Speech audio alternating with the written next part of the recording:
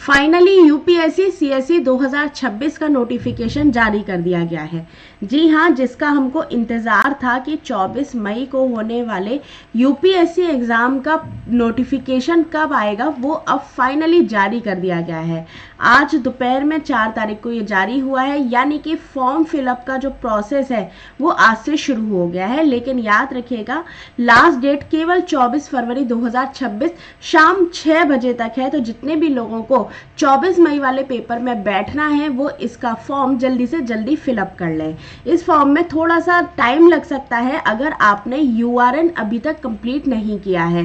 तो आज का ये जो सेशन है इसमें हम लोग डिस्कस करेंगे कि आखिर यूआरएन को किस तरीके से फिलअप करना है, खास तौर पर इसके लिए क्या क्या ज़रूरी चीज़ें आप लोगों को अपने साथ रखनी होंगी। तो चलिए शुरुआत करते हैं। एक बात और बहुत अच्छी है कि इस बार 933 पोस्ट के लिए नोटिफिकेशन आया है, जिसमें आपकी कह सकते हैं 33 जो पोस्ट होंगी 933 में से, ठीक है, इसमें जो 933 जो पोस्ट है इसमें से 33 वैकेंसी जो है वो पीडब्ल्यूबीडी वालों की है। ठीक है, पीडब्ल्यूबीडी वालों की है, तो याद रखिएगा। आगे चलते हैं, बात करते हैं इस नोटिफिकेशन के बारे में। इसका जो कि 14 तारीख को आना था, लेकिन अब 14 को ना आके ये 4 फरवरी को आया है, फिलहाल आ चुका है। बात करते हैं, यहाँ पर सबसे ज़्यादा डाउट होता है एज के काउंट करने में। तो आप किस एज तक एलिजिबल है, यहाँ पर ये चीज़ देख लेना ज़रूरी है।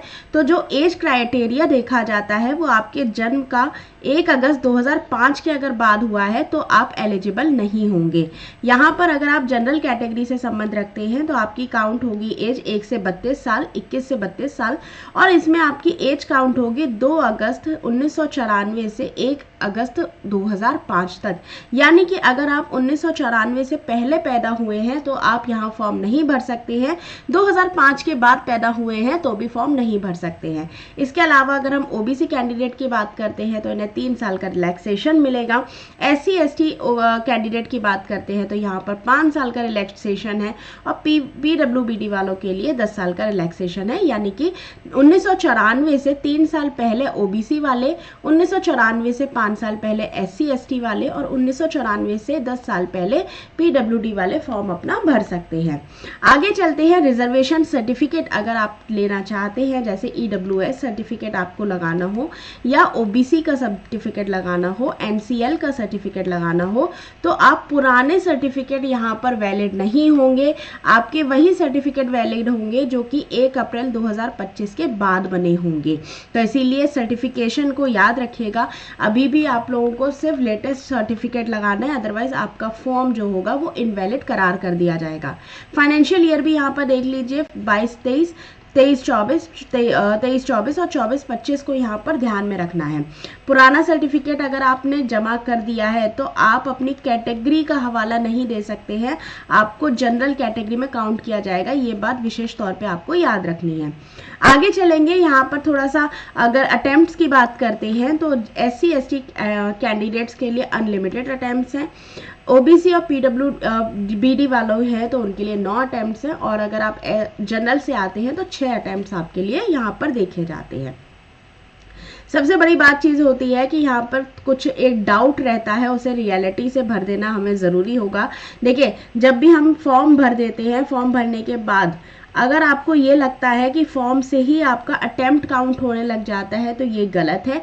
फॉर्म भरने के बाद आप जिस पहले पेपर में अपीयर होते हैं, आप उपस्थित होते हैं, वहीं से आपका फॉर्म का जो कह सकते हैं अटेम्प्ट का जो क्राइटेरिया है, अटेम्प्ट काउंट होना, वो शुरू होगा। और ये यूपीएससी के द्वारा खुद बताया गया है कि आप जिस पेपर में अटेम्प्ट में बैठेंगे, जिस एग्ज़ाम में बैठेंगे, तब से आपका काउंट होगा अटेम्प्ट, ना कि फॉर्म भरने से आपका अटेम्प्ट काउंट हो जाएगा। ठीक है, तो इसीलिए ज़्यादा घबराइएगा मत। अगर 32 साल से पहले आपने 1-2 बार फॉर्म भरा है और आप एग्जाम में अपीयर नहीं हुए हैं तो भी आप एलिजिबल है, याद रखिएगा।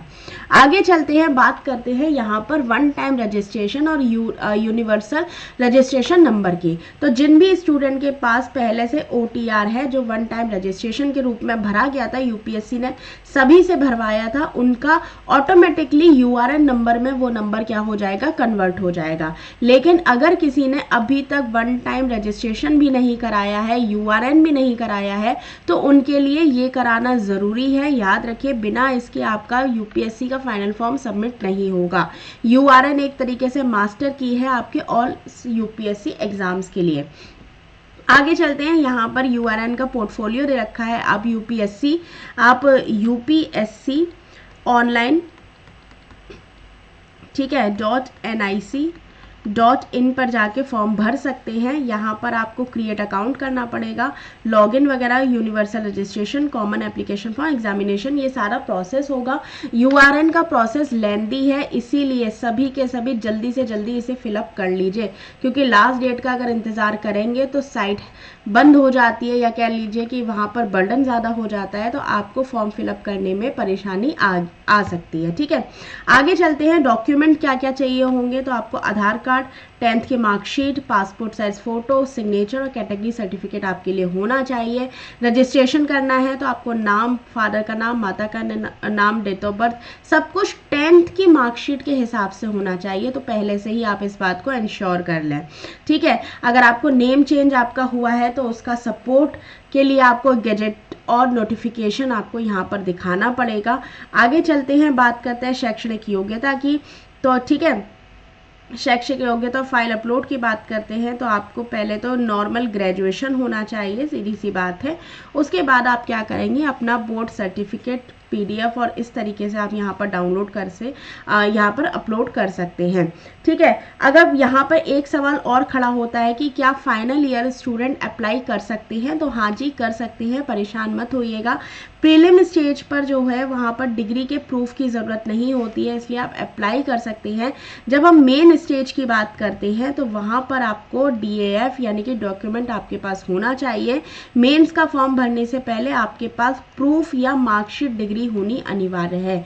तो अगर आप ऐसे हैं, परसुइंग है, आपका मेंस एग्जाम जब तक होगा तब तक आपके पास मार्कशीट आ सकती है, आ जाएगी, तो आप बिल्कुल फॉर्म फिलअप कर सकते हैं, आप उसके लिए एलिजिबल हो जाते हैं। आगे चलते हैं, फोटो का क्राइटेरिया देख लीजिए। तो इस बार थोड़ा सा फोटो लाइव फोटो के रूप में देखी जा रही है, यानी कि आपको 10 दिन पहले ही फोटो खिंचानी होगी, उसमें अपना नाम, अपनी डेट ऑफ बर्थ डालनी होगी, और उसके बाद ही आप क्या करेंगे, इस तरीके से यहाँ पर अपनी फोटो सबमिट कर सकते हैं। आगे चलेंगे, स्टेप कैसे लेना है फोटो का। तो बैकग्राउंड कैसा होना चाहिए, प्लेन होना चाहिए, वाइट होना चाहिए। लुक आपको बिल्कुल अपना कैमरे के ऊपर ही रखना है, अच्छी रोशनी में आपको फोटो क्या करनी है, खिंचवानी है।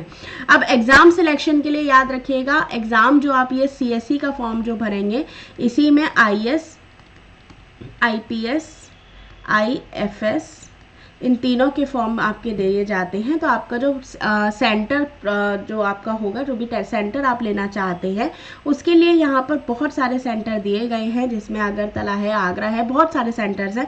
तो अगर आप फॉर्म को जल्दी भर देते हैं तो आपको सेंटर आपकी पसंद का मिल सकता है। ठीक है, तो यहाँ पर एग्जाम चॉइस सिविल सर्विस लेना है आपको या फॉरेस्ट सर्विस लेना है, वो आप चूज़ करेंगे। काउंटर जो सेंटर रूल है, जैसे सेंटर अगर जल्दी भरना है तो आपको जल्दी मिल जाएगा, दिल्ली मिल जाएगा। मेन्स और मीडियम आपको सिलेक्ट करना है, हिंदी, इंग्लिश है, रीजनल लैंग्वेज है, और फीस इसकी बहुत मिनिमम है, 100 रुपये फीस है। जनरल और OBC मेल के लिए और फीमेल के लिए ये क्या है, बिल्कुल फ्री है। तो एक तरीके से देखा जाए तो भारत का सबसे सस्ता और भारत का सबसे अफोर्डेबल जो एग्ज़ाम है वो ये UPSC का एग्ज़ाम ही है। तो आप लोग जितने भी फंड भरना चाहते हैं इसे भर दीजिए।